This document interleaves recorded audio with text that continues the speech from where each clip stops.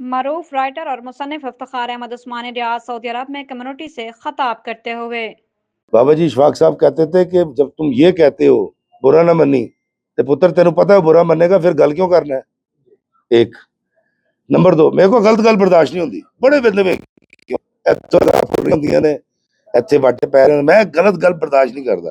बाबा जी फरमाते थे कि गलत बात ही तो बर्दाश्त करने वाली होती है, कभी सही बात भी काबिल बर्दाश्त होती है। बंदा कहे यार तेरी सही गल बर्दाश्त कर रहे हैं।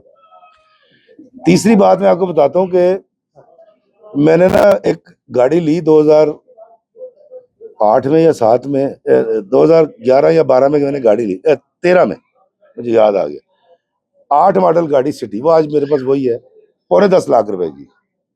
वो मैं चलाता रहा, अब मुझे यहाँ तक नहीं पता था, मैं उसका शीशा ना बाहर से उंगली से ठीक करता था, एडजस्ट करता था।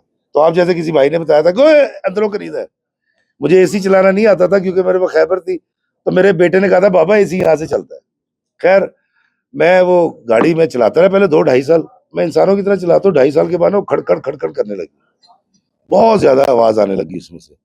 मैं मैकेनिक के पास लेकर गया, उन्होंने कहा भाजी सस्पेंशन का काम होना है। मैं कहा की होंगी है, कहता फाउंडेशन। मैं कहा चल खोल ले यार, उसने खोल ली। सुबह 9 बजे लेकर गया, कभी क्या कंगी फला, कभी कुछ, कभी चिमटे, ये वो करते करते शाम को जब गाड़ी मरम्मत हो गई तो 1,35,40,000 रुपया लग गया उसमें। अब मैंने जान छुड़ाई, चाबी पकड़ी, मैं गाड़ी में बैठा, स्टार्ट किया। कहता 1 मिनट भाजी, मैंने शीशा नहीं, मैं कहा जी हूँ। कहता भाजी एक तो ना यदि अलाइनमेंट करा लेना सिराते मुस्तकीम, दूसरा ਇਹਦੇ टायर चेंज करा लो। मैं थले आ गया, मैं कहा तू पागल आदमी है, 1,30,000 तो उत्ते मेरा तू इसते लवाता, अजे मैं 500-700 की अलाइनमेंट भी करानी है। टायरों की है कि सही तो ने, गुड़ियां ठीक ने। उसने कहा भाजी तुम बिल्कुल ठीक कह रहे हो, इसकी गुड़ियां ठीक हैं, जाहिरी तौर पे ये बिल्कुल ठीक है, लेकिन ये रबर है, ये सख्त हो गया है और इसकी सस्पेंशन कभी खराब ना होती है अगर आप वक्त के ऊपर इन टायरों को चेंज करा लेते। इन टायरों की सख्ती की वजह से लोहा कड़कड़ करके वो सारा लूज हो गया और वो सब बेड़ा गर्क हो गया। दोस्तों मैं वहां से निकला तो मैं ये सोच रहा था अलाइनमेंट कितनी जरूरी है इफ्तिखार इफ़ी तेरी जिंदगी में, ताकि तू सिराते मुस्तकीम पे चल सके।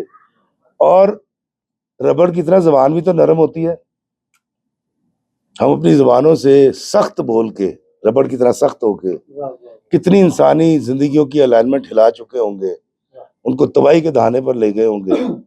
तो इसलिए याद रखिएगा जिंदगी में अगर आप सख्त गो हैं, बानो गुसियाबा कहती थी कि ये झूठ है जो कहते हैं ना सच सच होता है कोड़ा है, तो अल्लाह भी तो सच है, कुरान भी तो सच है। नहीं नहीं, ये सिर्फ नफ्स की चालाकी है कि मैं सख्त गो हूं, मुझे बर्दाश्त करो।